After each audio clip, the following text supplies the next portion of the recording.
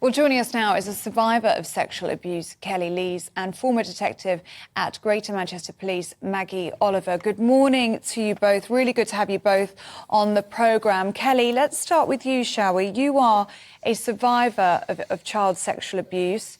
Can you tell us a little bit about your story? I was abused at a children's home, and then when I started running off, I was groomed. Councils didn't intervene, public intervened, and that's still happening today.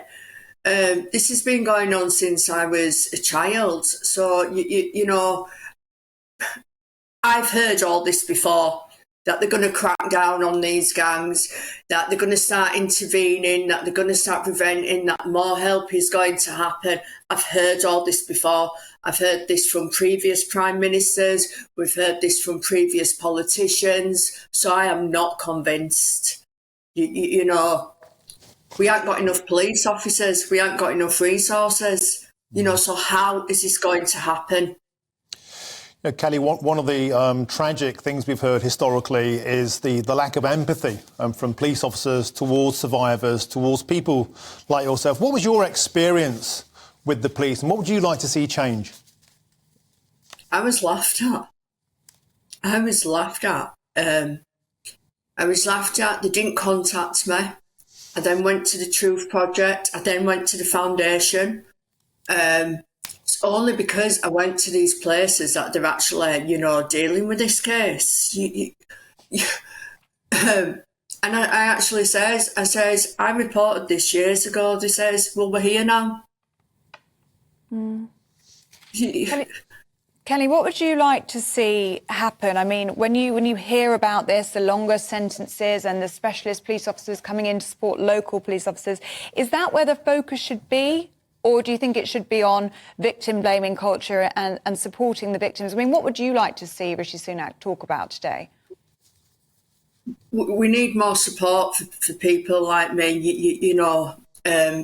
because what else needs to happen? They need to build relationships with these people, and they need to go into these organisations and these services and nip them cultures in the bud, because until they stop them cultures, then how are they going to help these survivors? And Maggie, I wonder if we could bring you in now. This is something you were one of the very first people to speak out on this, on the issues making the front page today of the cultural aspect of this. And you were right all along. How does it feel to see this being spoken about now so openly, or do you think it's just yet more tough talk? I want to say, first of all, that Kelly is one of our ambassadors at the Maggie Oliver Foundation. And over 60% of our ambassadors are themselves survivors, and they come from a place of knowledge, of experience, of understanding. These words today that, I read them all yesterday, I have, any decent law-abiding citizen will not disagree with one word in that statement. But what I fear, like Kelly, is that this is yet more rhetoric. It is all right saying, we are going to crack down on these grooming gangs. We are going to bring in specialist officers. Well, as Kelly rightly says, the police, the criminal justice system, CPS, the courts, they are on their knees. We are not going to bring about the, monumental changes that we need without investment, without proper training of police officers.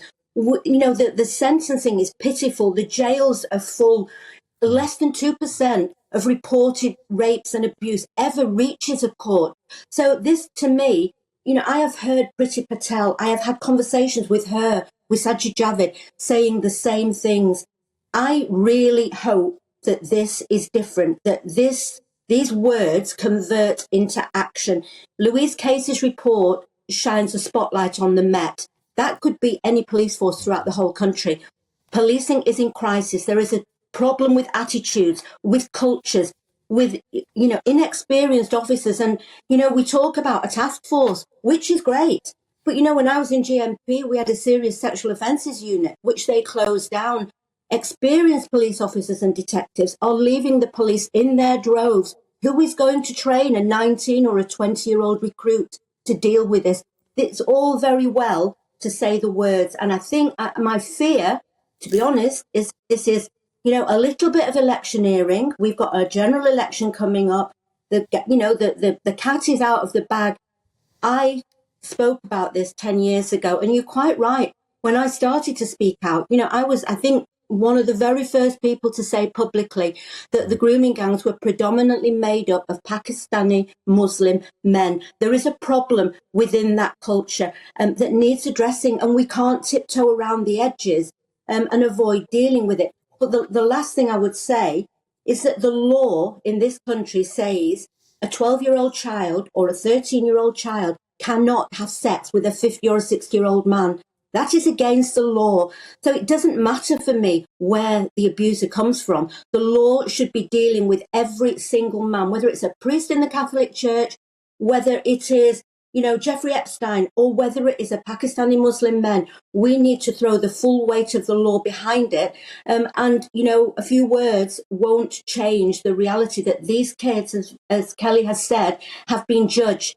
You know, they've been making apparently lifestyle choices. The authorities need to step in, they need to act, they need to prosecute, and these men need to serve long sentences in prison, not walk out the doors like 3 years after having raped a 13-year-old child where we had a fetus and proved DNA. All those things are part of the neglect and the failures that we have seen for decades. So, yeah, I welcome the statement and the spotlight on this issue, but let's see whether action follows the words. And Maggie, briefly, what would you say to critics today who are saying this, talking about it in this way is just racist? I completely refute that. That's why we're in this place to start with. This is a problem of child abusers being allowed to continue their abuse, and we need to get a grip. And actually, the last thing I'll say is that within that community, within the Pakistani Muslim community, many young women are being failed as well. They are isolated, they are being ignored. We need to do away with political correctness.